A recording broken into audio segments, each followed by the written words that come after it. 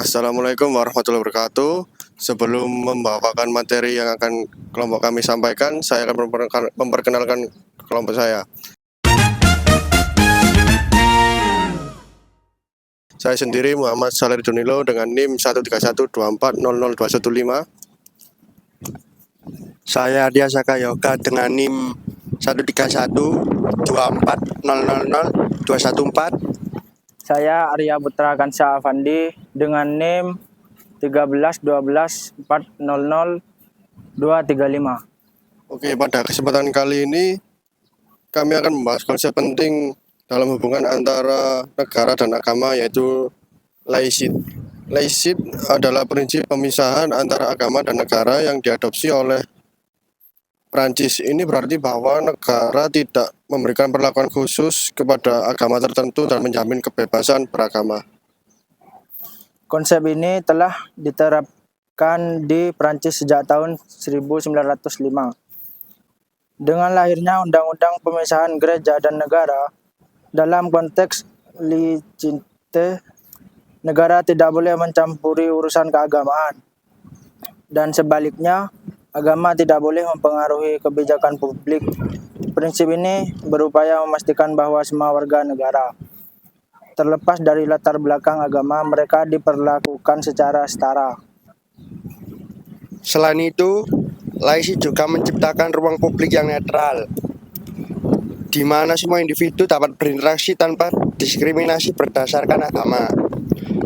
Hal ini sangat penting dalam masyarakat yang beragam karena dapat mengurangi ketegangan sosial dan konflik yang mungkin timbul akibat perbedaan keyakinan.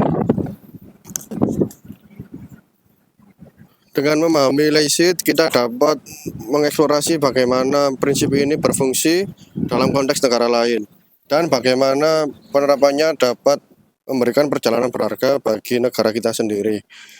Oke, mari kita lihat lebih dekat dengan mendengar pendapat masyarakat mengenai hubungan antara hukum agama dan hukum negara. Assalamualaikum warahmatullahi wabarakatuh. Mari kita dengarkan pendapat masyarakat tentang hukum agama dan hukum negara. Sebelum itu, mari saya perkenalkan dengan responden saya kali ini. Perkenalkan, nama saya M. Rahman Hakim, saya berasal dari Surabaya. Oke, Mas Hakim. Pertanyaan pertama yang akan saya tanyakan adalah, menurut Anda, apakah di negara ini hukum agama itu lebih tinggi, lebih rendah, atau setara dengan hukum negara? Baik, saya menjawab pertanyaan. Saya percaya hukum agama memiliki nilai penting. Tetapi dalam konteks hukum positif, hukum negara harus lebih tinggi. Ini untuk memastikan semua orang terlepas dari agama dilindungi oleh hukum yang sama. Oke, Mas Hakim. Pertanyaan kedua, apakah hukum agama dapat dianggap lebih tinggi? Hukum agama seringkali menjadi pedoman moral bagi individu. Namun dalam sistem hukum yang demokratis, hukum negara harusnya menjadi landasan utama dalam mengambil keputusan. Oke. Dan untuk pertanyaan terakhir, Mas Hakim, dan apa pendapat Anda tentang kedudukan kedua hukum ini? Kedudukannya memiliki